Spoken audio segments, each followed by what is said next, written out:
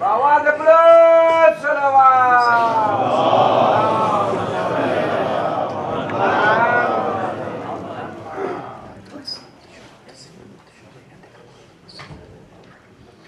رحم اللہ من قرأ الفاتحہ.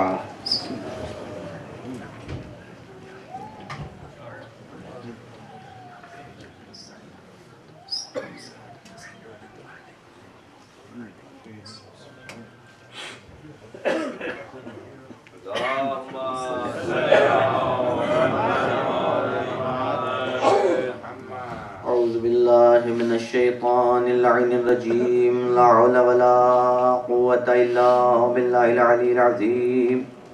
بسم اللہ الرحمن الرحیم. الحمد للہ رب العالمین بارئ الخلائق اجمعین والصلاة والسلام علی اشرف الانبیاء والمرسلین صاحب الحوض والکوثر والتاج والمغفر والخطبة والمنبر والوجه الانور والخد الاقمر والجبین الازہر والحسب الاطہر والنسب الاشہر النبی الامی المکی المدنی القرشی الحاشمی الابتعی البدہی التہامی الحجازی العربی الرسول المسدد المصطفى الامجد المحمود الاحمد مولانا مولا الکونین جد الحسن والحسین بالقاسم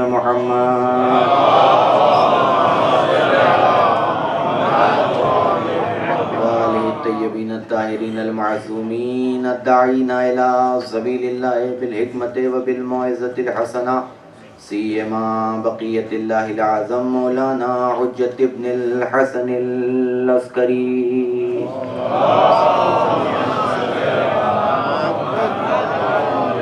اما بعد فقد قال اللہ تعالی وتبارک فی قرآن المجید وفرقانہ الحمید وقولہ الحق. بسم اللہ الرحمن الرحیم. الف لام میم ذالک الکتاب لا ریب فیہ ھدی للمتقین. ایک صلوات پڑھ دیں محمد.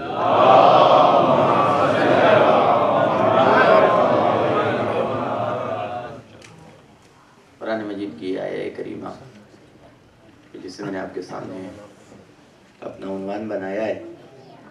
ارشاد ہو رہا ہے کہ الف لام میم ذالک الکتاب لا ریب فیہ. یہ کتاب وہ کتاب ہے کہ جس میں کسی طرح کے شک و شبہے کی گنجائش نہیں ہے. ھدی للمتقین. اس کتاب کے نزول کا مقصد کیا ہے؟ اس کتاب کے نزول کا ہدف کیا ہے؟ کیوں اللہ نے اس کتاب کو نازل کیا؟ ایک جملہ پہلے ہی لمحے میں اللہ نے کائنات کے سامنے، لوگوں کے سامنے واضح کرنے کے لیے ارشاد فرما دیا کہ ھدی للمتقین. یہ کتاب ہدایت ہے، یہ کتاب رہنمائی ہے. یہ کتاب لوگوں کو راستہ دکھانے کے لیے آئی ہے لیکن ہر ایک کو نہیں. ھدی للمتقین. یہ کتاب ہدایت ہے صرف صاحبان تقوی کے لیے. صاحبان تقوی کون ہیں یہ بھی بتا دیا گیا کہ الذین یؤمنون بالغیب ویقیمون الصلاۃ ومما رزقناہم ینفقون. صاحبان تقوی وہ ہیں کہ جو غیب پہ ایمان رکھتے ہیں اور اس کے علاوہ جو اللہ انہیں رزق دیتا ہے اس میں سے کچھ اللہ کی راہ میں اللہ کے بندوں کو بھی دے دیا کرتے ہیں. الذین یؤمنون بما انزل الیک وما انزل من قبلک. اور یہ صرف جو ان پہ نازل ہوا ہے اسی پہ ایمان نہیں رکھتے بلکہ جو اس سے پہلے نازل ہو چکا ہے کتابوں کی شکل میں، انبیاء کی شکل میں، مرسلین کی شکل میں، ان سب پہ ایمان رکھتے ہیں. اور صرف آج پہ ایمان نہیں رکھتے بلکہ یوم آخرت پہ بھی ایمان رکھتے ہیں. اور ان کی کوالٹی یہ ہے کہ اولئک علی ھدی من ربہم، کہ یہ وہ لوگ ہیں کہ جو اللہ کی ہدایت کے راستے کے اوپر ہیں. اولئک ھم المفلحون. یہی وہ لوگ ہیں کہ جنہیں کامیاب کہا جاتا ہے. ایک صلوات پڑھ دیں محمد وآلہ.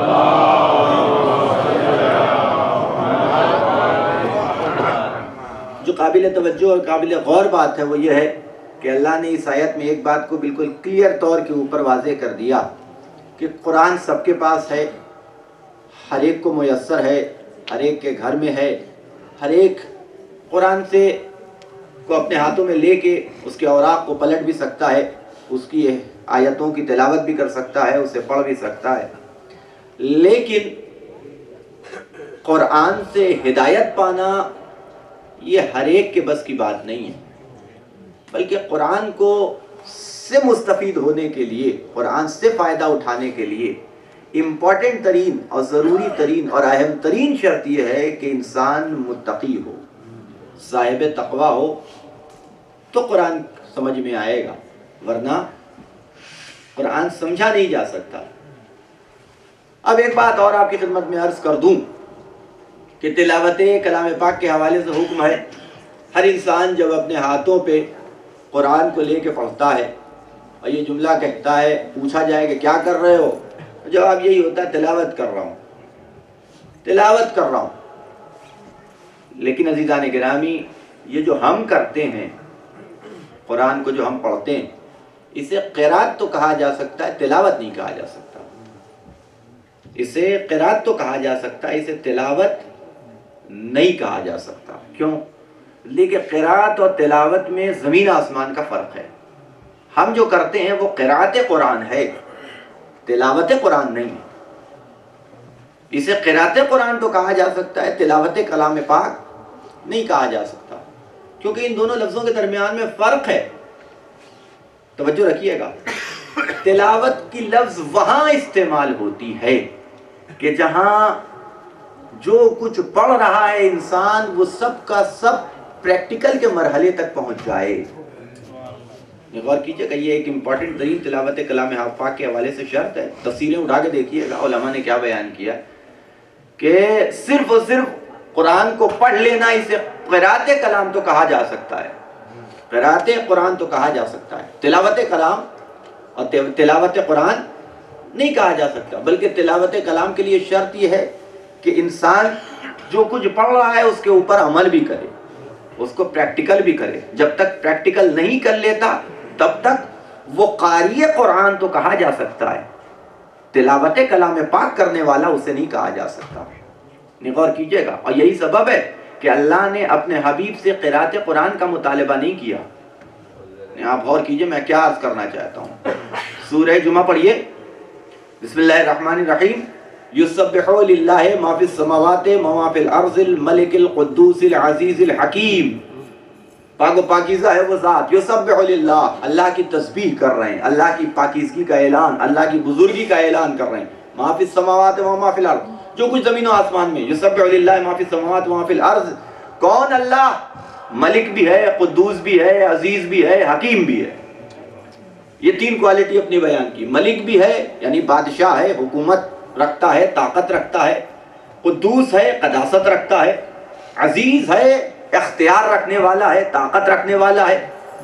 اور پھر اس کے بعد جب اپنی کوالٹیز بیان کر لی تو اب بتا رہا ہے کہ هو الذی، اس کی سب سے بڑی کوالٹی یہ ہے کہ هو الذی بعث فی الامین رسولا، کہ اس اللہ نے، خالی یہ نہیں کہا اللہ نے کہ اللہ نے بھیج دیا رسول کو، نہیں، بلکہ پہلے یہ بتایا کہ کون سے اللہ نے بھیجا ہے۔ اس اللہ نے بھیجا ہے کہ جو ملک بھی ہے، قدوس بھی ہے، عزیز بھی ہے، اس اللہ نے بھیجا ہے۔ کسے بھیجا ہے؟ بعث اللہ رسولا، تمہارے درمیان میں رسول بنا کے بھیجا۔ یہ اللہ نے رسول کو بنا کے بھیجنے کا تذکرہ کرنے سے پہلے اپنی کوالٹیز کیوں بیان کی؟ اس لیے بیان کی کہ پیغام اور پیغامبر کا اعتبار اس کے بھیجنے والے کے اعتبار سے ہوتا ہے۔ غور کیجئے گا میں کیا عرض کر رہا ہوں۔ کوئی بے اختیار بھیجے گا تو اس کا پیغامبر بھی بے اختیار ہوگا، کوئی با اختیار بھیجے گا تو اس کا بھیجا ہوا احمد مختار ہوگا۔ ایک صلوات پڑھتے محمد و آل محمد۔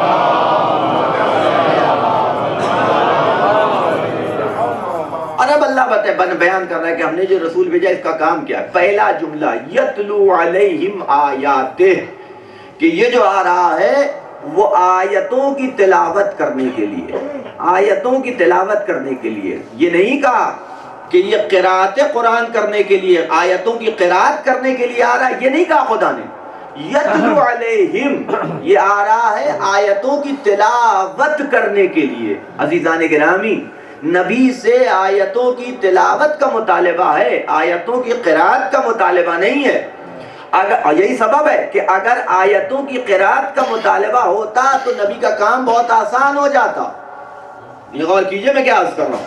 اگر قرات قرآن مطالبہ ہوتا نبی سے تو بڑا آسان ہو جاتا. ایک مرتبہ قرآن ہماری طرح سے لیتے, 7-8 گھنٹوں کے درمیان میں پورا قرآن پڑھ کے سنا دیتے, قرآن کی قرات ہو جاتی. غور کیجئے گا میں کیا عرض کر رہا ہوں, ہے کہ نہیں ہے؟ قرات ہو جاتی, نبی کی ذمہ داری ختم, اور نبی بالکل فری, ان کا کام ختم ہو گیا. 6-7-8-9 گھنٹوں کے درمیان میں قرات ہو جاتی اور نبی کا کام ختم ہو جاتا. لیکن قرآن نے, اللہ نے نبی کو جو بھیجا ہے وہ قرات قرآن کے لیے نہیں بلکہ تلاوت قرآن کے لیے. یہی سبب ہے کہ قرات قرآن تو 7-8 گھنٹوں میں مکمل کی جا سکتی ہے, لیکن تلاوت قرآن کے لیے نبی کو 23 برس لگ گئے.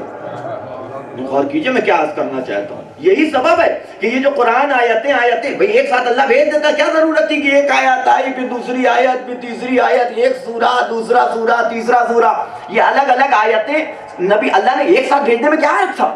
ایک ساتھ بھیج دیتا. سارے قوانین کی کتاب ہے نا, نبی اسی میں جہاں پہ کوئی مسئلہ ہوتا کھولتے پڑھ دیتے کہ بھئی ایسے ہے, بھئی یہ بیان کرتے تھے بھئی یوں کر لو, یہ کافی تھا نبی کے لیے. نہیں, اللہ نے آیتوں کی تلاوت کا حکم دیا تھا. اسی وجہ سے آیتیں یکے بعد دیگریں نازل ہوئی. کیوں؟ اس لیے کہ خالی پڑھ کے سنانا نہیں تھا نبی کو, بلکہ ہر آیت پہ عمل کر کے دکھانا بھی تھا. ایک صلوات پڑھ دے محمد و آل محمد.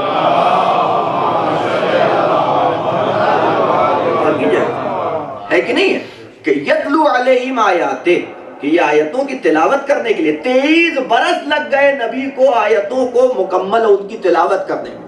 کیوں؟ اس لیے کہ مطالبہ تلاوت تھا, مطالبہ قرات نہیں تھا. تو اب آپ غور کیجئے گا کہ ہم بھی قرآن پڑھ رہے ہیں, آپ بھی قرآن پڑھ رہے ہیں, آپ کے پاس بھی وہی قرآن ہے جو ہمارے پاس ہے, تو ہر مسلمان کے گھر میں ہے, کاہے کے لیے؟ ہدایت پانے کے لیے. اور ہر انسان اسے پڑھتا ہے, ہر انسان اس کی تلاوت کرتا ہے. لیکن عجیب بات یہ ہے, جب آپ جو شرائط ہیں مستفید ہونے کے, ان شرائط کے ساتھ قرآن کی تلاوت کرتے ہیں تو مرحلہ اور ہے, بغیر شرط کے تو نتیجہ اور نکلتا ہے کہ نہیں ہے؟ نتیجہ اور نکلتا ہے. وہی قرآن جو ہمارے پاس ہے وہی دوسروں کے پاس بھی ہے. لیکن عجیب بات یہ کہ اسی قرآن کو پڑھ کے کچھ تھے کہ جو ہدایت پا گئے, کچھ تھے کہ جو بہک گئے. بھئی یہ کیسے ہو گیا؟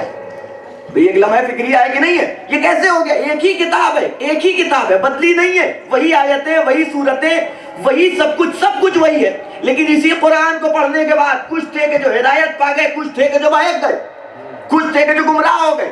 اب ہم نے ڈھونڈنا شروع کیا کہ بھئی یہ کیوں ایسا مسئلہ ہوا, تو خود قرآن نے آواز دی کہ یضل بہ کثیرا و یہدی بہ کثیرا. اور کیجئے گا میں کیا عرض کر رہا ہوں. بھئی ایک ہی کتاب ہے, لیکن اسی کتاب کو کچھ تھے کہ جو پڑھ کے ہدایت پا گئے, کچھ تھے کہ جو بہک گئے, کچھ تھے کہ جب انہوں نے اس آیتوں کی تلاوت کی تو دنیا میں امن و امان کے سفیر بن گئے. غور کیجئے گا. لیکن کچھ تھے کہ جب انہوں نے اس آیتوں سے اپنا فائدہ نکالا تو نتیجہ یہ نکلا کہ کائنات دہشت سے بھر گئی. بھئی ایک آیت, ایک قرآن, اس سے الگ الگ کیسے نتیجے نکالے گئے؟ بھئی ہے کہ نہیں ہے میں کیا عرض کر رہا ہوں. بھئی آپ اس کو سمجھنا ہے تو یہ دیکھیے کہ اس نے علم قرآن کو لیا کہاں سے ہے.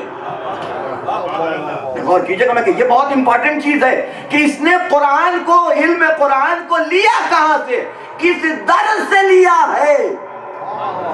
توجہ رکھیے گا. بھئی استاد کا سب سے زیادہ اثر اگر کسی پہ ہوتا ہے تو وہ ہے شاگرد پہ. بھئی یہ دیکھیے کہ کس در سے لیا ہے, آیا ثقیفہ سے لیا ہے یا قدیر سے. ایک صلوات پڑھ دے محمد و آل محمد.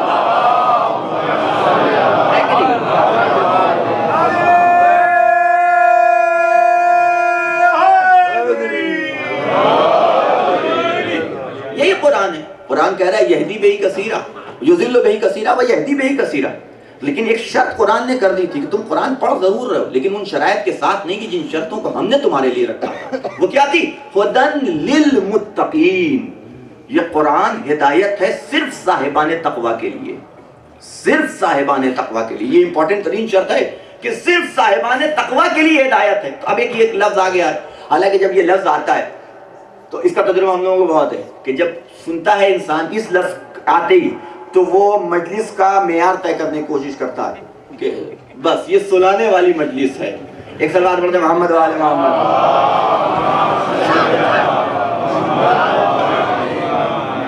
غور کیجیے گا میں کیا عرض کروں, لیکن آپ توجہ رکھیے تو انشاءاللہ بات واضح ہوگی جو میں کہنا چاہتا ہوں. انشاءاللہ آپ بھی مایوس نہیں ہوں گے کہ جس جذبہ ولا اور جذبہ محبت کے ساتھ ایک اکٹھا ہوئے ہیں آپ کہ ہدی للمتقین, یہ ہدایت ہے صاحبان تقویٰ کے لیے. ابھی امپورٹنٹ ترین سوال ہے کہ یہ متقی ہیں کون, یہ تقویٰ بلا کیا ہے, یہ کس چیز کا نام ہے تقویٰ؟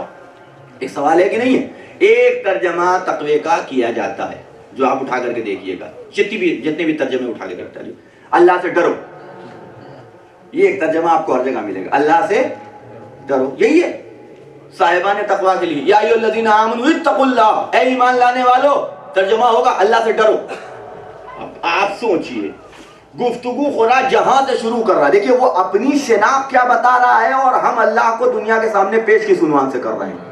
وہ اپنی کیا کوالٹیز بیان کر رہا ہے, شروع کر رہا ہے یہیں سے بسم اللہ الرحمن الرحیم, شروع یہیں سے کر رہا ہے.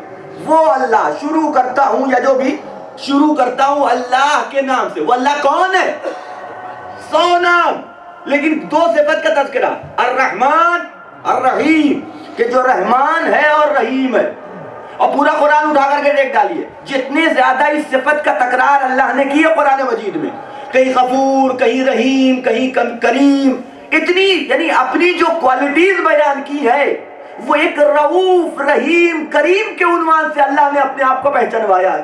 اور ہم ترجمہ کر رہے ہیں کہ ڈرو. غور کیجیے گا میں کیا عرض کر رہا ہوں, ہے کہ نہیں ہے بھائی؟ ڈرو, ڈرنا کیا کوئی ڈراؤنی چیز تو نہیں نا ہے اللہ کہ جس سے ڈرا جائے, کہ جس سے خوف حاصل ہو, نہیں, ڈرنے والی چیز کا نام نہیں ہے اللہ. توجہ رکھیے گا, ہے کہ نہیں ہے؟ اور جس چیز سے ڈر جاتا ہے انسان اس سے محبت نہیں کرتا. یہ بھی چیلنج ہے میرا, توجہ رکھیے گا. ڈر کی بنیاد کے اوپر آپ یہی تو سمجھ میں آتا ہے تقویٰ کسے کہتے ہیں. دیکھیں ڈرنا بھی 2 طرح کا ہوتا ہے, خوف 2 طرح کا ہوتا ہے. ایک ہے انسان جب کسی کو تسلیم کرتا ہے, کسی کو قبول کرتا ہے, تو 2 عنوان ہیں, کبھی ڈر کے مان لیتا ہے اور کبھی مان کے ڈرتا ہے کہ نہیں ہے؟ غور کیجئے میں کیا عرض کرنا چاہتا ہوں.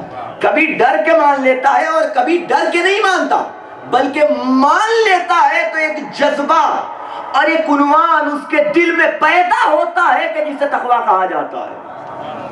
ان دونوں کے درمیان میں زمین آسمان کا فرق ہے. کبھی انسان ڈر کے مان لیتا ہے, ڈر کے مان لیتا ہے بھئی کسی, آپ جو بھی ہے, جو کچھ بھی کرتے ہیں, اب آپ اٹھا کر کے دیکھ ڈالیے اپنی پوری تاریخ اور اپنا پوری دن بھر کا جو اپنا شیڈیول ہے, بہت سے کام ہے. حافظ کون انسان ہے کہ جو محبت میں جاتا ہے؟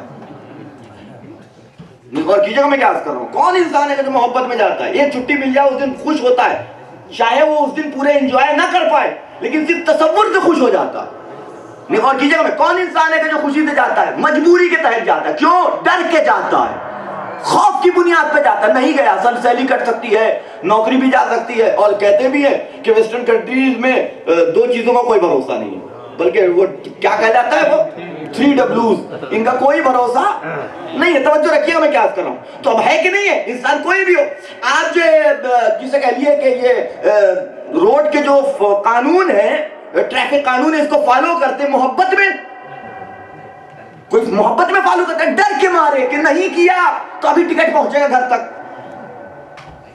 ہے کہ نہیں ہے؟ یہ ڈر کی بنیاد کے اوپر یہ سارے قانون, یہ ساری اطاعتیں جو ہیں, یہ ساری فرما برداریاں جو ہیں, یہ خوف کی بنیاد پہ ہے, محبت کی بنیاد پہ نہیں ہے. غور کیجئے میں کیا عرض کر رہا ہوں. یہ ساری فرما برداریاں, یہ ساری اطاعت محبت کی بنیاد پہ نہیں ہے, خوف کی بنیاد کے اوپر ہے. اور اللہ اس بنیاد کا کسی بندے سے اطاعت چاہتا ہی نہیں. غور کیجئے, لمحہ فکریہ کہ اللہ اس بنیاد پہ کسی بندے سے اطاعت چاہتا نہیں کہ تم ہمیں ڈر کے نہ مانو, مان لو تو خود بخود تمہارے دل میں خوف خدا پیدا ہو جائے گا. ہے کہ نہیں ہے کہ نہیں؟ اس کا مطلب یہ ہے کہ تقوی کا دوسرا نام ہے معرفت.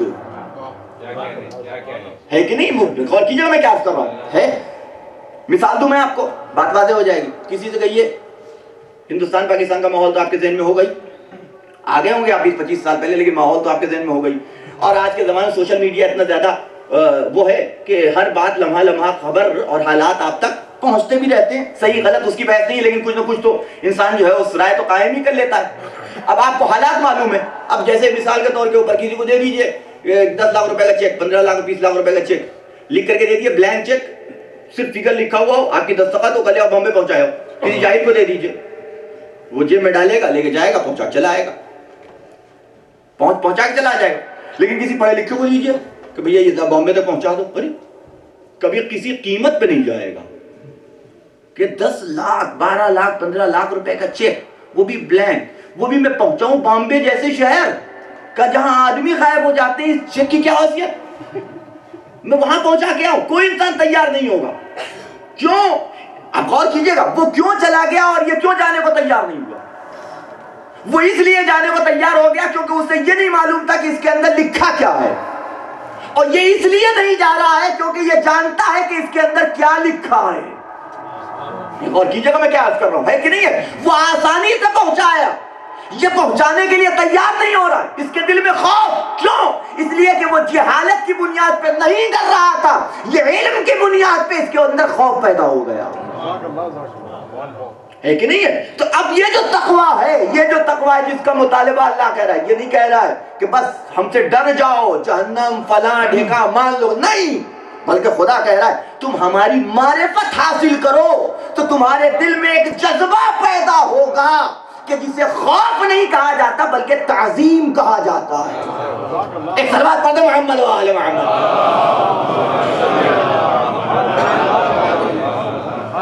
اب غور کیجئے گا, اسے تعظیم کہا جاتا ہے. اب آپ آ جائیے قرآن مجید اٹھا کے دیکھیے گا, پورا قرآن, ایک چیز ہوتی ہے وعدہ, ایک چیز ہوتی ہے کنفرمیشن, جسے آپ کی لینگویج میں ریزرویشن کہا جاتا ہے.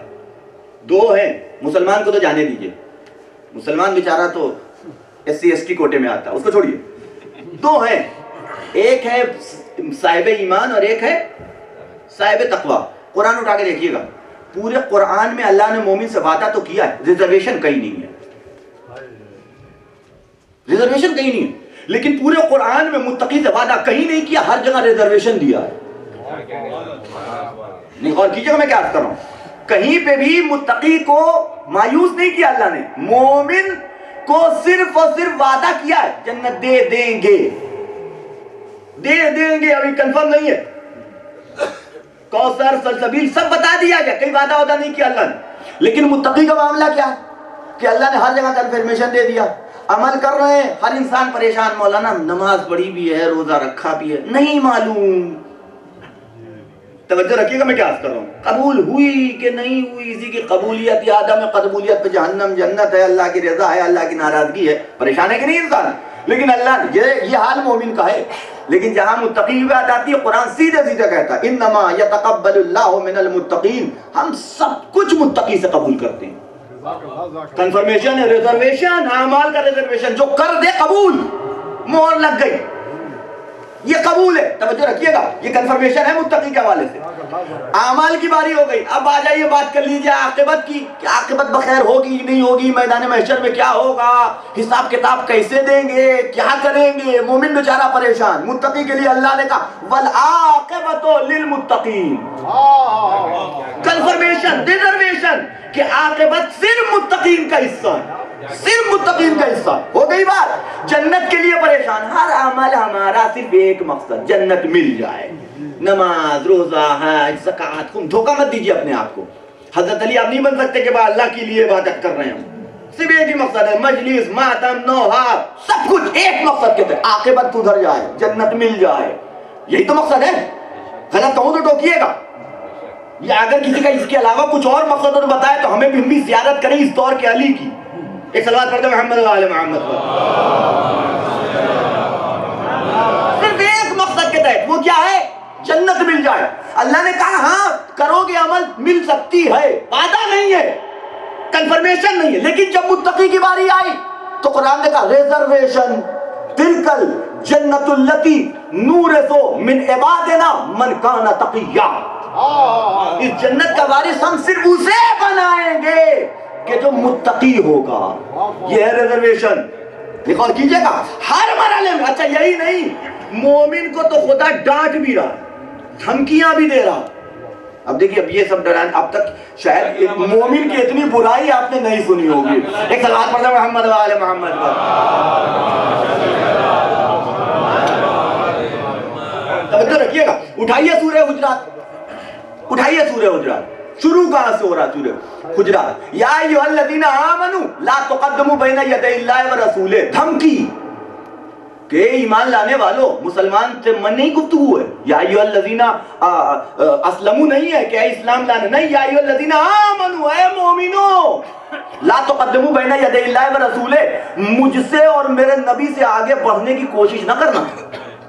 دھمکی ہے نا, دھمکی ہے کہ نہیں ہے؟ پھر دوسری آیت, یا ایھا الذین آمنوا لا ترفعوا اصواتکم فوق صوت النبی, اپنی آواز کو میری نبی کی آواز پہ بلند نہ کرنا.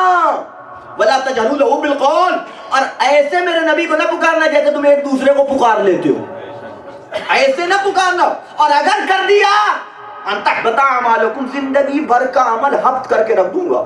نماز بیکار, روزہ بیکار, حج بیکار, زکات بیکار, خمس بیکار. توجہ رکھیے, آپ سوچئے نبی کی آواز پہ آواز بلند کی جائے تو عمل حبط ہو جائے. اب کوئی اگر نبی کے قتل کی سازشیں کرنے لگے, ایک سوچنے والی بات. صلوات پڑھیں محمد و آل محمد. سارا ریزرویشن مومن متقی کے لیے. مومن کو ڈرایا بھی جا رہا ہے, دھمکایا بھی جا رہا ہے, اس تن لہجے میں گفتگو بھی کی جا رہی ہے. نہ جنت کا وعدہ, نہ کوثر کا ریزرویشن, کہیں نہیں, کوئی کنفرمیشن نہیں, سب متقی کے لیے. میرے معبود تجھ پہ ایمان لانے والے ہیں, یہ ساری چیزیں انہی کو دے دے. یہ سب متقی کو, صرف متقی کو, اور دوسرے کسی کو نہیں. یہ مومن کے لیے کچھ بھی نہیں ہے. کہا دوں گا, میں یہ تھوڑی کہہ رہا ہوں کہ نہیں دوں گا, لیکن یہ متقی اور مومن میں فرق ہے کہ متقی ڈائریکٹ جائے گا, مومن ہو سکتا ہے پٹ پٹا کے پہنچے. اور کی جگہ میں کیا عرض کر رہا ہوں, ہے کہ نہیں ہے؟ توجہ رکھیے میں کیا عرض کر رہا ہوں. تو متقی اور مومن کا فرق یہ ہے, تم سب کچھ تھوڑا بہت صحیح ریزرویشن, کچھ پرسنٹ سارا ریزرویشن متقی, تھوڑا سا مومن کو بھی دے دے. کہ یاد رکھنا کوئی اکیلے جائے گا نہیں, جب بھی جائے گا اپنے امام کے ساتھ, اپنے امیر کے ساتھ جائے گا جو بھی جائے, اپنے امام کے ساتھ جائے گا جو بھی جائے. اب یہ اس کے اوپر ڈیپینڈ ہے کہ امیر کسے بناتا ہے, امام کسے بناتا ہے. اور کیجئے میں کیا عرض کر رہا ہوں, امیر کسے بناتا ہے, امام کسے بناتا ہے. اللہ نے مومن کا کوئی ریزرویشن نہیں رکھا, متقی کو سب کچھ دے دیا. کیوں؟ اس لیے کہ تاریخ اسلام میں صدر اسلام سے لے کر کے آج تک نہ جانے کتنے امیر المومنین بنے اور بگڑے, لیکن امام المتقین علی کے علاوہ کوئی اور نہ بنا ہے, نہ بنے گا. صلوات پڑھیں محمد و آل محمد.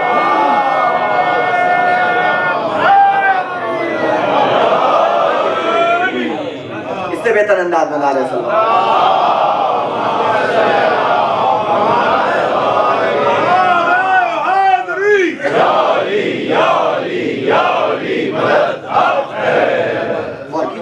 یہ ایک عنوان ہے کہ یہ حق ہے صاحبان تقویٰ کا. اب آپ غور کیجئے گا. دیکھیے اب آئیے آیت کے حوالے سے دو جملے آپ کی خدمت میں عرض کر دوں, اور پھر میں آ جاؤں اپنی منزل کے اوپر. کہ ہدی للمتقین, کہ یہ قرآن ہدایت ہے کس کے لیے؟ صاحبان تقویٰ کے لیے, متقی کے لیے ہدایت ہے.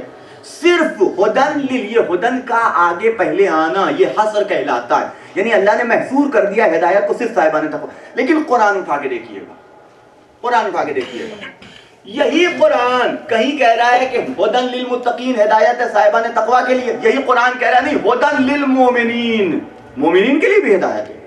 پھر قرآن کہہ رہا ہے ہدن للمحسنین, صاحبان احسان, احسان کرنے والوں کے لیے بھی ہدایت. اب یہ کیسے ہو سکتا ہے؟ اب اس کو آپ جمع کیسے کریں گے؟ تھوڑا سا میں نے عرض کیا کہ تھوڑا سا اس طرح گفتگو بھی سننی چاہیے کہ جو ہمارے اور آپ کے علم میں اضافہ کچھ یاد رہ جائے, وہ والی باتیں بھی انسان کو کرنی چاہیے اور سننی چاہیے. ایک صلوات پڑھتے محمد و آل محمد.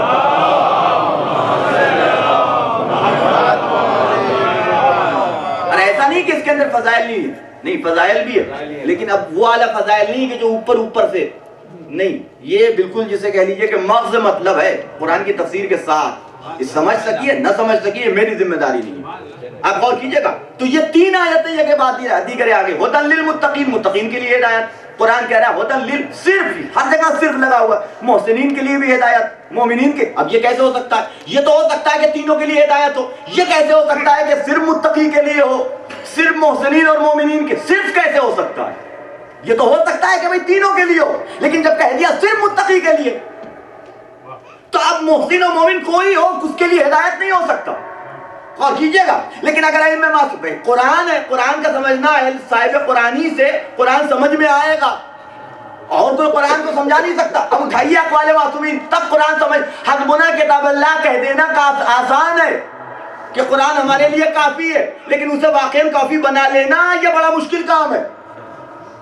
بغیر اہل بیت کے سہارے کے، محمد و آل محمد کی مدد کے قرآن انسان صحیح سے پڑھ نہیں سکتا. توجہ رکھیے گا. اور اگر انہوں نے اہتمام نہ کیا ہوتا ابو الاسود دوئلی کی صورت میں تو آج قرآن آپ پڑھ نہیں سکتے تھے. سمجھنا دور کی بات ہے. غور کیجئے گا. تو اب یہ تینوں کے لیے ہدایت کیسے ہو سکتا ہے؟ دیکھیے ہدایت دو طرح کی ہوتی ہے. ایک ہدایت ہوتی ہے ہدایت تکوینی، ایک ہوتی ہے ہدایت تشریعی. یہ دو طرح کی ہدایت ہوتی ہے. ہدایت تکوینی اور ہدایت تشریعی میں فرق کیا ہے؟ ہدایت تشریعی ہے کہ شریعت کی ہدایت، نماز کی ہدایت، روزے کی ہدایت، حج کی ہدایت، زکات کی ہدایت، فلاح کی ہدایت، یہ سارے احکام ان کی ہدایت. ایک کہلاتی ہے چیز تکوین. ولایت کے حوالے سے بھی ہے. دو طرح کی ولایتیں ہوتی ہیں. ایک ولایت تشریعی اور ایک ولایت تکوینی. ان دونوں کا فرق کیا ہے؟ تشریعی اور تکوینی فرق کیا ہے؟ کہ شریعت کے حوالے سے انسان کو جب اختیار حاصل ہو جائے تو اسے کہا جاتا ہے ولایت تشریعی. غور کیجئے گا. تکوین کیا ہے؟ کہ کائنات پہ جب تصرف کا اختیار حاصل ہو جائے تو اسے کہا جاتا ہے ولایت تکوینی. کائنات پہ تصرف کا اختیار جب حاصل ہو جائے تو اسے کہا جاتا ہے ولایت تکوینی. شریعت پہ اختیار کا ولایت تشریعی. ولایت تشریعی کسے حاصل؟ کون ہے کہ جو ولایت تشریعی رکھتا ہو، یعنی نماز کا حکم بتائے، روزے کا حکم بتائے، حج کا، زکات کا، خمس کا، واجبات کا، یہ سارے کون ہے؟ کہ یہ حق حاصل تھا نبی کی ذات کو، یہ اختیار تھا نبی کی ذات کو. توجہ رکھیے گا. یہ جو کر دے شریعت بن جاتی ہے. یہ جو کر دے وہ شریعت بن جاتی ہے. نبی شریعت کے تحت عمل نہیں کرے گا، جو کر دے گا شریعت بن جائے گی. غور کیجئے گا.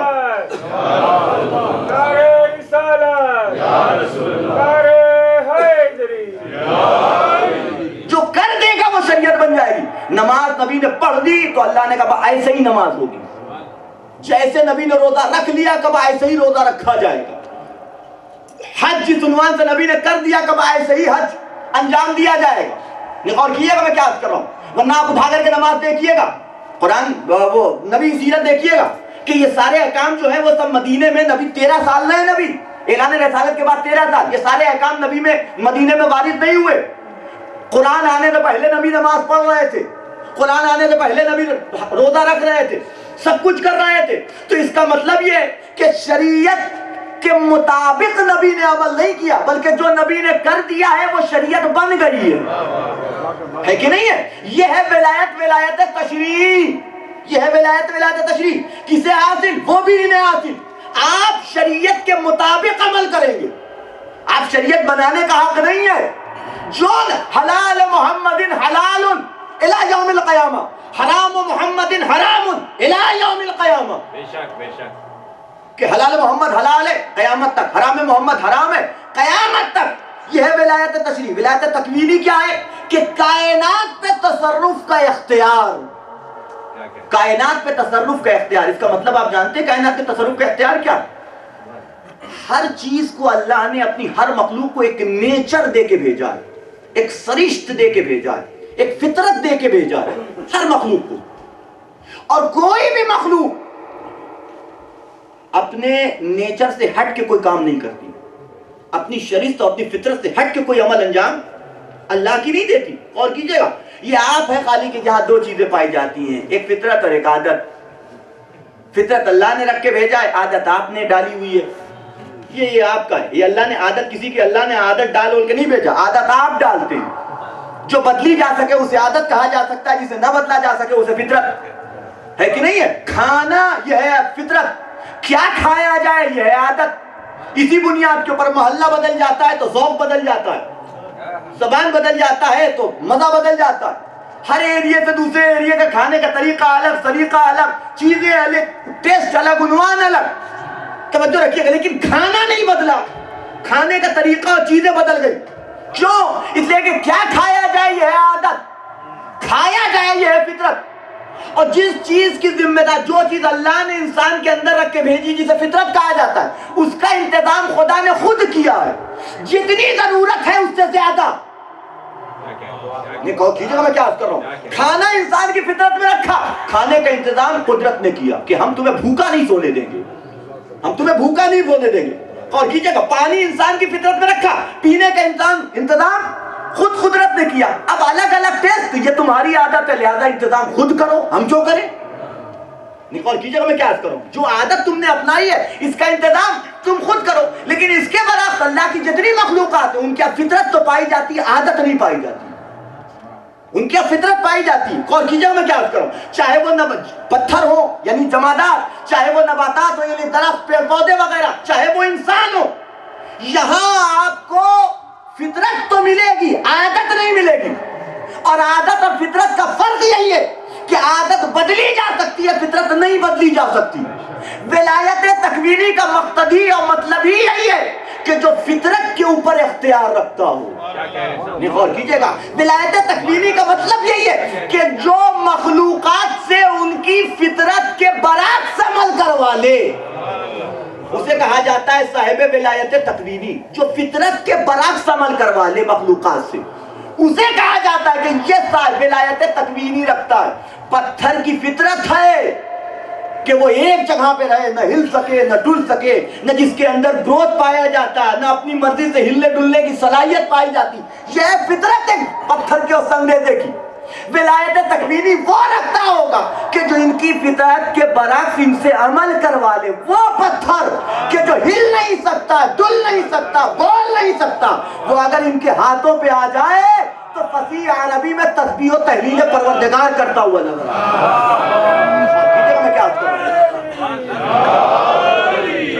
یہ ہے ولایت تکوینی. درخت ایک جگہ پہ گروتھ ہے، اس کے اندر ہلنے ڈلنے کی صلاحیت نہیں ہے، لیکن جو ولایت تکوینی رکھتا ہے اشارہ کر دے تو درخت اپنی جگہ سے چل کے آئے، نہ صرف آئے بلکہ فصیح عربی میں گویا ہو، انہیں سلام بھی کرے اور ان کے عہدے کا کلمہ بھی پڑھتا ہوا نظر آئے. یہ ہے ولایت تکوینی. توجہ رکھیے گا. جانور کہ جس کے اندر گروتھ بھی ہے، جس کے اندر نمو کی صلاحیت بھی، ہل ڈل بھی سکتا ہے، لیکن انسانوں کی طرح بول نہیں سکتا. ایک دو لفظ رٹا دیجئے تو وہ اسی کی تکرار کرے گا. نہیں غور کیجئے گا میں کیا کہوں. سمجھ کے بولے، یہ ہے انسان اور جانور کا فرق. جو بے وجہ بولتا ہے اسے کہتے ہیں جانور. جو سمجھ کے بولے، موقع محض سمجھ کے بولے، اسے کہا جاتا ہے انسان. ایک صلوات پڑھیں محمد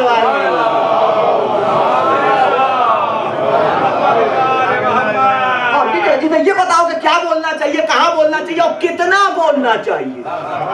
غور کیجئے گا، یہ ہے انسان کی خاصیت، یہ ہے انسان کی خاصیت. توجہ رکھیے گا. تو جانور انسانوں کی طرح گفتگو نہیں کر سکتا. ولایت تکوینی وہ رکھتا ہوگا کہ جسے یہ اختیار ہو کہ انسانوں کی طرح سے جانوروں کے اندر بھی قوت گویائی پیدا کر دے. اسے کہا جائے گا. مسئلہ ہوا تھا نا جب نبی نے اعلان رسالت کیا تو وہی کہہ رہے تھے کہ معجزہ دکھائیے. نبی نے قرآن آئے، یہ ہے معجزہ ہمارا. اب وہ جاہل کو کتاب کی کیا قدر، وہ کہے کو ماننے لگا کہ یہ معجزہ ہے. کہنے گا یہ والا نہیں، موسیٰ جو دکھاتے تھے، عیسیٰ نے جو دکھایا. نہیں غور کیجئے گا، ہمیں اس طرح کا معجزہ چاہیے. نہیں عجیب بات ہے، آپ غور کیجئے گا. دیکھیں بہت باتیں ایسی ہیں کہ میں بیان کروں لیکن شاید مشکل ہو جائے اس کا سمجھنا، لہذا میں اسے چھوڑ رہا ہوں گفتگو کو. کہ وہ معجزہ جو موسیٰ دکھاتے تھے، جو عیسیٰ دکھاتے تھے، وہ والا معجزہ دکھاؤ، وہ والا معجزہ. تو کہا ٹھیک ہے والا دیکھ، کیا چاہتے ہو. کہا وہ جانور ہے، اس کو بلائیے، آپ کی آواز پہ آ جائے. جانور دو طرح کے ہوتے ہیں، ایک محلی یعنی جو پالتو ہوتے ہیں جنہیں پیٹس کہتے ہیں، اور ایک ہوتا ہے وحشی. دونوں میں فرق یہ ہے کہ جو پیٹس ہوگا اسے بلائیے گا آ جائے گا، جو وحشی ہوگا آپ کو دیکھے گا بھاگ جائے گا. توجہ رکھیے گا، یہ دونوں کے درمیان میں فرق ہے کہ نہیں ہے. کہ اس بلائیے اسے، نبی نے بلا لیا، وہ دوڑتا ہوا چلا آیا. اب ایک سوال پورا ہو گیا، مانو لاؤ اسلام. کہ لگا نہیں ایسے تھوڑی نہیں ہو سکتا، آپ نے اسے پالا ہو، کھلایا پلایا ہو، لہذا آپ کے پیچھے پیچھے چلا آ رہا ہو. نہیں غور کیجئے میں کیا کر رہا ہوں. کہا ایسے تھوڑی نہیں، اسے کہیے کہ وہ آپ کو سلام کرے اور آپ کی نبوت کی گواہی دے. نبی نے کہا بول. اور اس نے سلام بھی کیا نبی کو اور نبی کی نبوت کی، اشہد ان لا الہ الا اللہ اشہد ان محمد رسول اللہ۔ ایک صلوات پڑھ لیں محمد والے محمد۔ غور کیجئے گا جب اس نے گواہی دی تو اب غور کیجئے گا میں کیا کر رہا ہوں۔ کچھ لوگ ہوتے ہیں نا کہ جن کو ماننا نہیں ہوتا تو وہاں بہانے ڈھونڈتے، لیکن تاریخ نے لکھا کہ کچھ ایسے تھے کہ جب انہوں نے یہ معجزہ دیکھا تو اسلام لے آئے اور مسلمان ہو گئے۔ تو میں بھی یہ کہتا ہوں اس مرحلے پہ یہ کہتا ہوں کہ جب بھی مسلمانوں کی فہرست تیار کرنا، اسلام لانے والوں کی فہرست تیار کرنا، تو یہ بھی لکھنا کہ کون نبی کے کہنے سے اسلام لایا، کون جانور کے کہنے سے اسلام لایا۔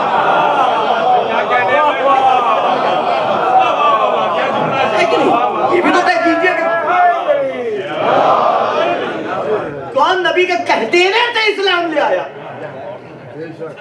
اور کون جانور کے بتانے پہ اسلام لایا کہ یہ نبی ہے۔ غور کیجیے گا میں کیا کروں۔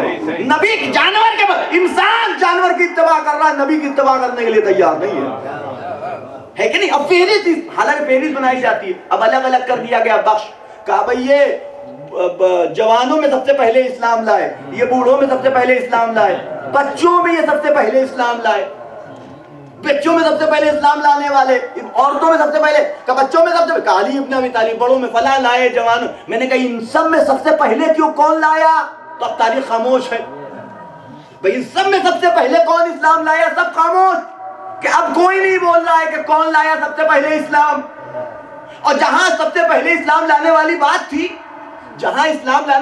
تھی، یعنی دعوت ذو العشیرہ، آپ دیکھیں تاریخ کے بعد تھوڑا سا ہٹ رہی ہے لیکن میں آ جاتا ہوں منزل کے اوپر، کہ آپ دیکھیں دعوت ذو العشیرہ کتنی بڑی تاریخ کی ناانصافی ہے کہ تاریخ نے جو واقعہ بیان کیا کہ جب نبی نے کہا کہ قولوا لا الہ الا اللہ تفلحوا، کہو لا الہ الا اللہ فلاح پا جاؤ گے۔ کون ہے کہ جو میری نصرت کا وعدہ کرے وہ میرا وزیر، میرا جانشین، میرا خلیفہ، میرا بھائی ہوگا۔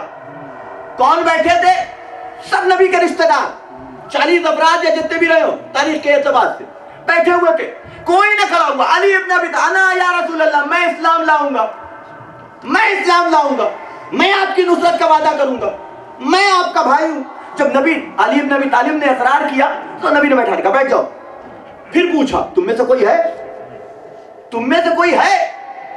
پھر کوئی نہیں بولا، پھر علی ابن ابی طالب کھڑے ہوئے۔ اچھا عجیب بات یہ ہے کہ یہی ایک مورد نہیں ہے کہ جہاں نبی نے علی کو بیٹھایا، 3 مورد تاریخ میں لکھے ہیں۔ جنگ خیبر میں بھی یہی ہوا تھا، جنگ خندق میں بھی یہی ہوا تھا کہ جب عمرو ابن عبدعود نے نیزہ گاڑ کر کے خیمے میں آواز دی تھی، حل من مبارز، کون ہے جو میرے مقابلے میں آئے؟ نبی نے کہا بھائی آیا ہے، کون ہے کہ جو اس کے مقابلے میں جائے؟ تاریخ نے لکھا ایسے بیٹھے تھے کہ جیسے سروں پہ طائران سفید بیٹھے، ذرا سا ہلے تو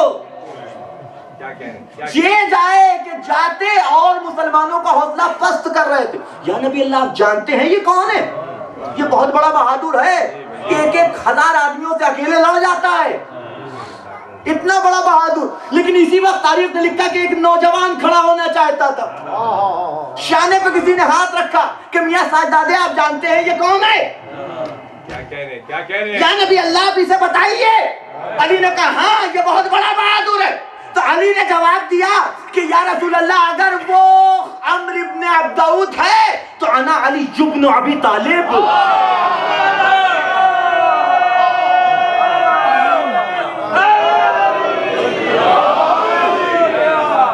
اگر وہ عمرو ابن عبدعود ہے تو کیا ہوا؟ میں علی ابن ابی طالب ہوں۔ ایک اور کی جگہ میں کیا کروں؟ کہا نبی بیٹھو، تم میں سے کوئی ہے؟ بیٹھا دیا علی کو 3 مرتبہ، یہاں پہ بھی وہاں پہ بھی۔ کیوں؟ سبب کیا تھا؟ پہلی مرتبہ کھڑے ہوئے تھے، بھیج دیتے، ایک ہو گیا نا، کھڑا ہو گیا اسی کو بھیج دیتے، کافی تھا۔ یہ 3 مرتبہ بیٹھایا کیوں؟ اگر نبی پہلی مرحلہ میں بھیج دیتے تو یہ مسلمان، یہ انسان اتنا بڑا مکار ہے کہ اس وقت یہی کہتا ارے ہم بھی بس تیاری ہو رہے تھے، وہ تو علی چلے گئے تو میں کیا کروں؟ توجہ رکھیے گا کہ نبی نے اس بات کو دکھایا کہ دیکھو ان میں سے کسی ایک، یہ کس طرح کے لوگ ہیں کہ جن کے درمیان میں، جن کو میں نے مسلمان بنا دیا ہے، یہ کس مزاج کے لوگ ہیں۔ اب نبی کے کام کی عظمت سمجھو کہ یہ کیسے لوگ ہیں کہ جن کو ہم نے اس لائق بنا دیا کہ یہ وحشی جنگلی بیٹیوں کو دفن کرنے والے اس لائق ہو گئے کہ یہ لا الہ الا محمد رسول اللہ کہہ رہے ہیں۔ کوئی نہیں کھڑا ہوا دعوت ذوالعشیرہ میں. ایک بچہ کھڑا ہوتا ہے 10 سال کا بچہ. اب تاریخ نے لکھا واقعہ اتنا ہوتا ہے تو لکھ دیتے اتنا ہی کہ ایک بچہ کھڑا ہوا جس کی عمر 10 سال تھی. یہی کافی تھا نا؟ نہیں، ایک جملہ اور بڑھایا، اس میں ایک جملہ اور بڑھایا کہ وہ بچہ کھڑا ہوا کہ جس کی جیب میں کھجور کی گٹھلیاں بھری ہوئی تھی. واہ واہ واہ، یہ جملہ بڑھا دیا اس کے اندر. آپ دیکھیے کیسی کیسی ناانصافی ہے تاریخ کی.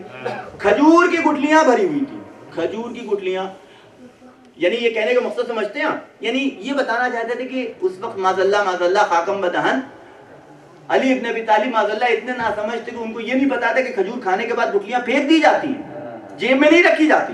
بچے ہوتے ہیں نا، اب آج کے زمانے کا جو گیمز جو ہیں بدل گئے انڈور آؤٹ ڈور گیم. آج کو تو جسے کہہ لیجیے کہ موبائل کے اوپر اور ٹیب کے اوپر اور لیپ ٹاپ کے اوپر یہ والے گیم اس زمانے میں جو ہم لوگوں کا بھی دور تھا اور آپ لوگوں نے بھی دیکھا ہو کائے سے کھیلتے تھے. یہی سب چیزیں تھیں، کھیلنے کی چیز ساری چیزیں تھی. پتھروں سے کھیلتے تھے، ڈھیلوں سے کھیلتے تھے، مٹیوں میں گولیوں سے کھیلتے تھے، ہے کہ نہیں ہے؟ تو یہ بتانا مقصد نہیں تھا صرف کہ گٹھلیاں آتی. بتانا مقصد تھا کہ علی نے جو کچھ کہا تھا وہ سمجھ کے نہیں کہا تھا. یعنی یہ ناانصافی ہے عزیزان گرامی. اب یہاں پہ ایک عالم نے بڑا اچھا اور بڑا پیارا جملہ کہا ہے کہ عجیب ہے اس بدبختی اور کمظرفی دیکھو مورخ کی کہ تمہیں دعوت ذوالعشیرہ میں علی کے جیب کی گٹھلیاں نظر آ گئی، غدیر کے میدان میں نبی کے ہاتھوں پہ علی نظر نہ آئے.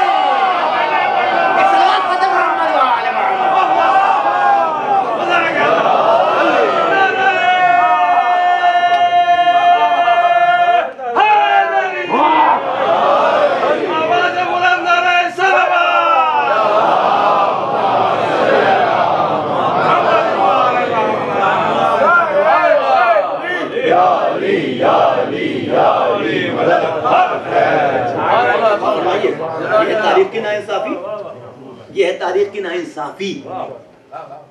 لیکن وہ بچہ کھڑا ہوا کہ لیکن نبی نے ہر ایک کو موقع دیا. 3 مرتبہ روایت پہ ہے کہ علی کھڑے ہوتے رہے کہ انا یا رسول اللہ، انا یا رسول اللہ، انا یا رسول اللہ. اور یہی نہیں، ایک واقعہ اور بھی ہے تاریخ کے اندر اسی حوالے سے کہ یہ تو خیر دعوت ذوالعشیرہ میں نبی کی نصرت کا واقعہ، جنگ خندق میں نبی کی نصرت کا واقعہ. اور پھر اس کے بعد تاریخ نے لکھا ہے کہ علم کے معاملے سے بھی یہی معاملہ تھا، علم کے حوالے سے بھی یہی معاملہ تھا. قرآن کی آیت نازل ہوئی ان تعدوا نعمت اللہ لا تحصوها. قرآن کی آیت نازل ہوئی کہ اگر تم اللہ کی نعمتوں کو گننا چاہو تو گن نہیں سکتے، شمار نہیں کر سکتے. نبی منبر پہ اصحاب بیٹھے ہوئے ہیں، اللہ کے نبی نے کہا کہ دیکھو یہ آیت نازل ہوئی، تم میں سے کوئی ہے کہ جو نعمتوں کو گنوا سکے، اللہ کی نعمتوں کو شمار کر سکے. اب مجمع ساکت بیٹھا ہوا ہے. آپ اور کیجئے گا، یہ تو انسان کی پرانی عادت ہے کہ لینے کے بعد دینے والے کو بھول جاتا ہے. کوئی نہیں کھڑا ہو رہا ہے گنوانے کے لیے. وہی جوان کھڑا ہوا انا یا رسول اللہ، میں گنواؤں گا. کہا یا علی بیٹھو. پھر پوچھا کہ تم میں سے کوئی ہے کہ جو ان نعمتوں کو گنوا سکے؟ غور کیجئے گا میں کیا کر رہا ہوں. پھر کوئی نہیں کھڑا ہوا. پھر علی کھڑے ہوئے. تیسری مرتبہ کہا اچھا گنواؤ، اب تم ہی گنواؤ جب یہ کسی کام کے نہیں ہے، میسج آنے والی دنیا اور تاریخ تک پہنچانا ہے، لہذا تم ہی گنوا دو. اب علی ابن ابی طالب نے گنوایا کہ اللہ کی نعمتیں تو بہت ہیں جن کا احسان نہیں کیا جا سکتا، لیکن عظیم ترین نعمت یہ ہے کہ ہم قابل ذکر کچھ نہ تھے، وہ ہمیں عدم سے وجود میں لے آیا. اس کے بعد اللہ کی عظیم ترین نعمت یہ ہے کہ اس نے ہمیں اچھی شکل و صورت کا مالک قرار دیا. اس کے بعد اللہ کی سب سے عظیم ترین نعمت یہ ہے کہ اس نے ہمیں اشرف المخلوقات بنایا، دوسری صنفوں میں ہمارا شمار نہیں کیا. اس کے بعد اللہ کی سب سے عظیم ترین نعمت یہ ہے کہ اس نے ہمیں عقل و فہم و شعور و ادراک کا مالک قرار دیا. اور کی جگہ میں کیا کر رہا ہوں، یہاں کے اوپر بھی وہاں خندق میں عمرو ابن عبدود میں مقابلے میں جانے کا مطالبہ نبی کا، یہاں نعمتیں گنوانے کا مطالبہ. دونوں جگہ نبی نے علی نے کھڑے ہو کے بتایا کہ چاہے علم کا میدان ہو چاہے وہ جنگ کا میدان ہو، علی کے آگے کوئی نہیں جا سکتا، چاہے وہ علمی میدان ہو. میں نے اپنی گفتگو کو سمیٹ دیا. 2 جملے اور اس کے بعد آپ کی زحمت تمام کہ میں گنواؤں گا ان نعمتوں کو، میں شمار کرواؤں گا ان نعمتوں کو. تو یہ ہے وہ ہدایت جس کے حوالے سے گفتگو کر رہا ہے قرآن کہ دیکھو 2 طرح کی ہدایت، جیسے ولایت 2 طرح کی ویسی ہدایت بھی 2 طرح کی، ایک تکوینی اور ایک تشریعی. مومن بن کے آؤ گے تو نماز کیسے پڑھی جائے پتہ چل جائے گا، روزہ کیسے رکھا جائے پتہ چل جائے گا، حج کیسے کیا جائے، لیکن قرآن مسئلے مسائل کی کتاب نہیں ہے. کل شیء ولا رتب ولا یابس الا فی کتاب مبین. ہر علم قرآن میں ہے. اب ہر علم کیسے لیا جائے، مسئلے مسائل سیکھ لو قرآن سے، مومن ہو بتا دے گا قرآن. لیکن اگر تمام علوم پہ دسترس چاہتے ہو تو تقوی کے ساتھ آؤ تو قرآن سے ملے گا. غور کیجئے گا میں کیا کہتا ہوں. تقوی کے ساتھ آؤ. اور اسی کو علی ابن ابی طالب نے ہر موقع پہ بنیاد بنایا ہے اپنے حق کا، اپنے حق کے لیے، اس کے حصول کے لیے. اسی چیز کو مولا کائنات نے بنیاد بنایا ہر موقع کے اوپر. اپنی شناخت، کون ایسی فضیلت تھی جو علی میں نہیں تھی؟ کون ایسا کمال تھا جو علی میں نہیں؟ سارے کمالات موجود تھے نا. لیکن علی ابن ابی طالب نے کسی موقع کے اوپر بھی، کسی موقع کے اوپر بھی نہ اپنی شجاعت کا تذکرہ، نہ ہاں کسی نے کہا ہے تو جواب میں کہہ دیا. مثلا اس نے کہا کہ انا الذی سمتنی امی مرحبا، کہ میری ماں نے مجھے مرحب نام دیا، تو علی نے جواب دیا انا الذی سمتنی امی حیدرہ. یہ بات الگ ہے. لیکن فخر کہیں علی نے کیا ہو اور چیزوں کے اوپر تو وہ ہے صرف علم. اپنا دعویٰ پیش کیا تو علم کی بنیاد کے اوپر، علم کی بنیاد پہ. تاریخ اٹھا کے دیکھیے گا کہ جب علی تخت خلافت پہ آئے اور اپنی حقانیت کا دعویٰ کیا ہے تو بنیاد بنایا ہے علم کو. پہلا خطبہ علی کا، پہلا خطبہ علی کا. آئے مسند خلافت پہ، پورا مجمع کھچا کھچ بھرا ہوا، 14,000 7,000 18,000 تک روایت ہے کہ بیٹھے تھے علی ابن ابی طالب کے پہلے خطبے کو بعنوان خلیفۃ المسلمین لکھنے کے لیے. پہلا خطبہ علی خطبہ دے رہے ہیں اور گفتگو کا ہے کہ اللہ کی اور نبی کی حمد و ثنا کے بعد کہ تم میں سے کوئی ہے کہ جو یہ جانتا ہو کہ قرآن کی کون سی آیت محکم ہے، کون سی متشابہ، کون سی حضر میں، کون سی سفر میں، کون سی گھر میں، کون سی باہر، کون سی آیت کا کیا مطلب ہے، کیا شان نزول ہے، کیا عنوان ہے؟ جانتا ہے کوئی تم میں سے کوئی؟ یہ دعوت العشیرہ کا جاہلوں کا مجمع نہیں تھا، حافظان قرآن، قاریان قرآن، عالمان قرآن کا مجمع تھا. کوئی ایک تو کھڑا ہوتا ہے یا علی آپ ہی نہیں جانتے، ہم بھی جانتے، لیکن سب خاموش، صرف علی بول رہے ہیں، سب خاموش. پھر اس کے بعد علی کا تاریخی جملہ سلونی سلونی قبل ان تفقدونی، پوچھو جو پوچھنا چاہو، ہر سوال کا تمہارے جواب دینے کے لیے تیار ہوں، ہر سوال کا جواب تمہارے دینے کے لیے تیار ہوں. یعنی علی ابن ابی طالب نے اپنے حق کے خلافت کو اگر یہ ثابت کیا ہے کہ میں مستحق خلافت ہوں تو بنیاد بنایا ہے علم میں. علی ابن ابی طالب بنیاد بنا علم، علم کو اپنے بنیاد بنایا. توجہ رکھیے گا میں کیا عرض کروں. اپنی جو کوالٹی گنوائی ہے اسے علم کے ساتھ ہوگا. اگر حاکم صاحب علم ہوگا اور وہ تربیت کے جو علم کے ساتھ چاہیے ہوتی ہے وہ ہوگا تو یقین مانو پھر کائنات میں فساد نہیں پھیلے گا، بدامنی نہیں پھیلے گی. اور صرف بنے ہی نہیں، لیڈرز جب آتے ہیں تخت کے اوپر تب آنے سے پہلے وعدہ کرتے ہیں. آنے سے پہلے وعدہ ہوتا ہے کہ میں یہ آؤں گا تو یہ کروں گا، یہ کروں گا، یہ کروں گا. آ جاتے ہیں تو پہلی اسپیچ میں ہی آدھا وعدہ صاف، اور تھوڑے دن بیتتے بیتتے کہیں کچھ نظر نہیں آتا. تھوڑا بہت اگر بہت ایماندار ہوا تو نظر آ گیا، ورنہ کچھ نظر نہیں آتا. غور کیجئے گا. لیکن علی ابن ابی طالب جب مسند خلافت پہ آیا اور مولا کائنات نے جو اسپیچ دی ہے اس پوری اسپیچ میں یا امنیت کا تذکرہ تھا یا علم کا، دوسرا کوئی تذکرہ نہیں. اور صرف وعدہ نہیں کیا، آپ سوچئے 4 سال 4.5 سال حکومت کی علی ابن ابی طالب نے. Between the 4 year and 6 months، غالباً ہے نا 4 سال 6 مہینہ یہ مولا کائنات کی حکومت کا پیریڈ. اور اس درمیان میں علی نے ثابت کیا کیا ہے وہ دیکھنے والی بات ہے. 4.5 سال کوئی ایسا پیریڈ نہیں تھا کہ جس میں علی ابن ابی طالب گھر میں بیٹھے تھے، امنیت تھی، سکون تھا، آرام نہیں. اسی 4 سال کے درمیان میں جنگیں، لڑائیاں، کبھی نہروان، کبھی صفین، کبھی جمل، یہ ساری جنگیں. لیکن اس کے باوجود جو حکومت قائم کی ہے اس زمانے کے لوگوں نے قدر نہیں کی. لیکن جب اس زمانے میں بڑے بڑے دماغ بیٹھے اور انہوں نے تاریخ میں اس وقت سے لے کر کے اب تک جتنی حکومتیں قائم ہوئی ہیں ان تمام حکومتوں کا اور بادشاہوں کا تجزیہ کیا تو انہیں کہنا پڑا کہ تاریخ آدم و عالم میں سب سے اچھی حکومت اگر کسی کی رہی ہے تو علی ابن ابی طالب. کہنا پڑا 4.5 سال کے درمیان.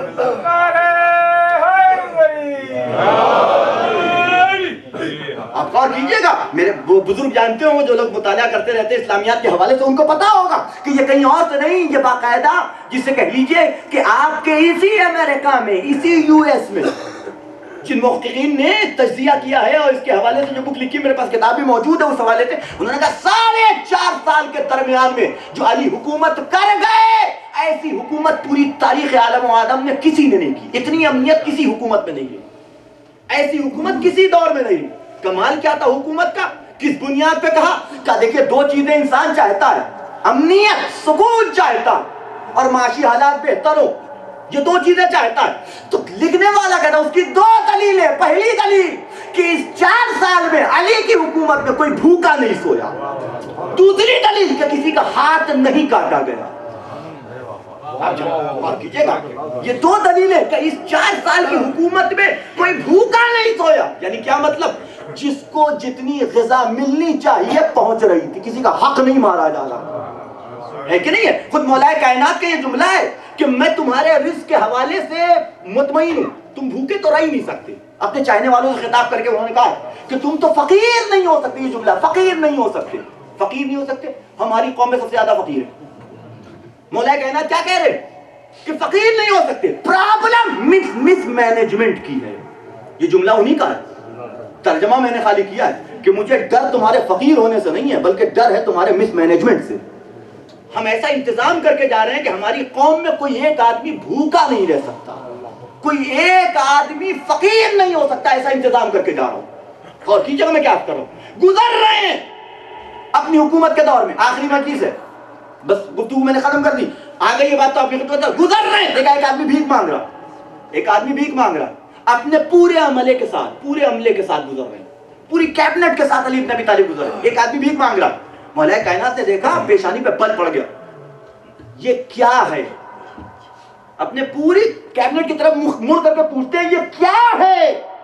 سوال یہ ہونا چاہیے کہ یہ کون ہے، لیکن علی نے یہ سوال نہیں کیا یہ کون ہے اور کیا کر رہا ہے، نہیں، یہ کیا ہے۔ یعنی علی کا ارادہ یہ تھا کہ بھیک مانگنا علی کی لغت سے ہی نکل جائے۔ توجہ رکھیے گا، کسی کے ذہن میں نہ رہ جائے کہ بھیک مانگنا بھی کوئی چیز ہوتی ہے۔ اس طرح کی حکومت کو قائم کرنا چاہتے تھے علی بن ابی طالب۔ کہ یہ کیا ہے؟ کہ مولا یہ یہودی عیسائی ہے، یہ مسلمان نہیں ہے۔ مولا کائنات کی تیوریوں پہ بل پڑ گئے کہ انسان تو ہے، انسان تو ہے، تم یہ کیوں بھول گئے کہ تمہارے مذہب سے تعلق نہیں رکھتا، کوئی بات نہیں، لیکن انسان تو ہے۔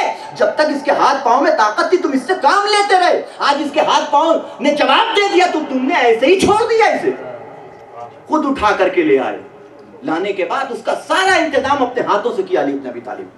آپ غور کیجئے گا، تو پہلی کوالٹی علی بن ابی طالب کی حکومت یہ تھی کہ اس دور میں کوئی بھوکا نہیں سویا، دوسری کوالٹی کسی کا ہاتھ نہیں کٹا۔ اسلام میں ہاتھ چور کا کاٹا جاتا ہے، اسلام میں ہاتھ چور کا کاٹا جاتا ہے۔ اتنے بڑے کوفے میں اور جہاں جہاں علی بن ابی طالب کی حکومت رہی ہے، علی نے کسی کا ہاتھ نہیں کاٹا۔ کیا مطلب؟ یعنی چوری نہیں ہوئی۔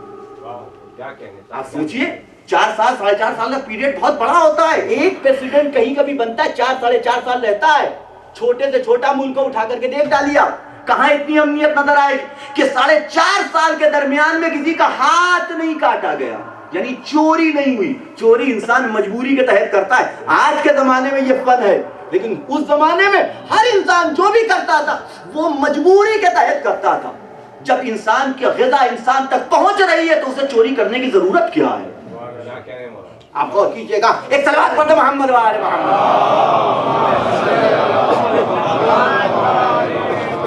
یہ امتیاز علی بن ابی طالب کی حکومت کا کہ معیار بنایا علم کو، اور یہ دعوت فکر دی ہے کہ ہمارے ماننے والے ہو، ہمیں چاہنے والے ہو، تو ہمارا چاہنے والا جاہل نہیں ہو سکتا، ان پڑھ نہیں ہو سکتا، کم علم نہیں ہو سکتا۔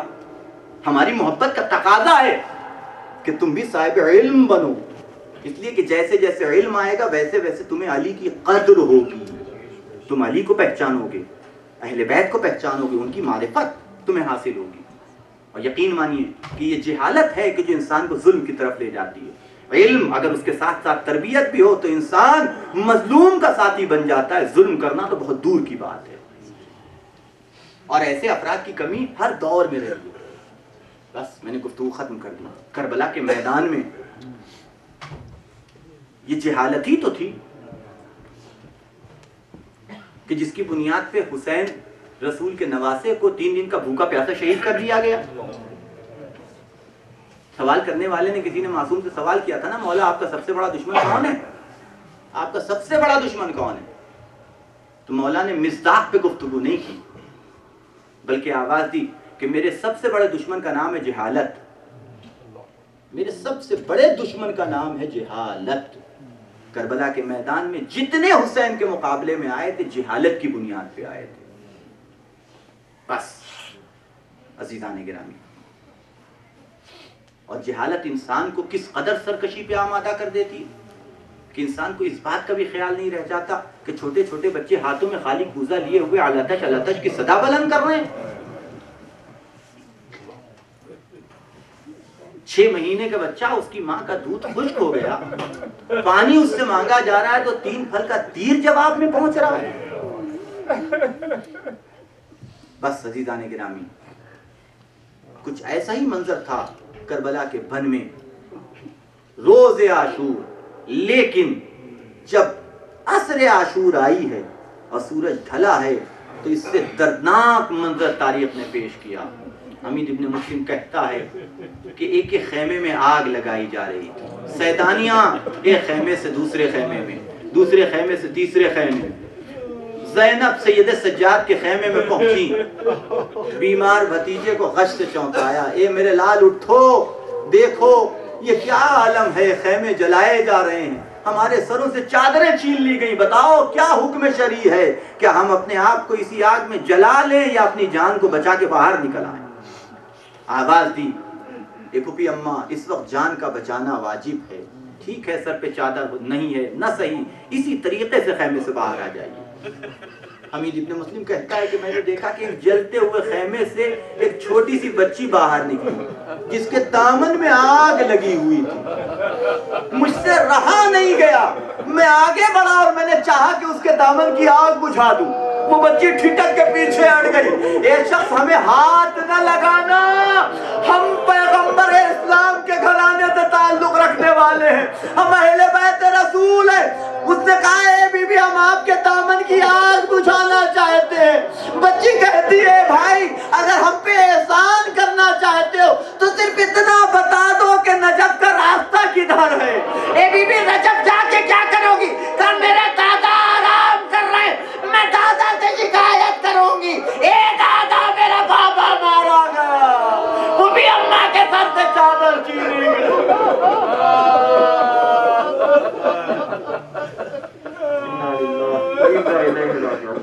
وسيعلم الذين ظلموا أي منقلب ينقلبون. اللهم بحق محمد وأنت المحمود، وبحق علي وأنت الأعلى، وبحق فاطمة وأنت فاطر السماوات، وبحق الحسن وأنت المحسن، وبحق الحسين وأنت قديم الإحسان، وبحق أئمة التسعة الطاهرين من ذرية حسين عليه السلام. ربنا تقبل منا إنك أنت السميع العليم. ربنا آتنا في الدنيا حسنة وفي الآخرة حسنة وقنا عذاب النار. حضرات 3 مرتبہ صلوات اور اس کے بعد 5 مرتبہ امن یجیب اور پھر اس کے بعد 3 مرتبہ صلوات. یہ دعا پڑھ کر کے ایک مومنہ والدہ علی جعفر صاحب ہاسپٹل میں ایڈمٹ ہیں، ان کی صحت کے لیے آپ حضرات جو ہیں یہ ورد کر دیں اور تمام مومنوں مومنات کے جو بھی مشکلات و پریشانیوں کا یا مرض کے شکار ہیں ان کی صحت و سلامتی کو اسی میں شامل کر لیجیے گا. والدہ اللهم صل على محمد وآل محمد، اللهم صل على محمد وآل محمد، اللهم صل على محمد وآل محمد. بسم الله الرحمن الرحيم.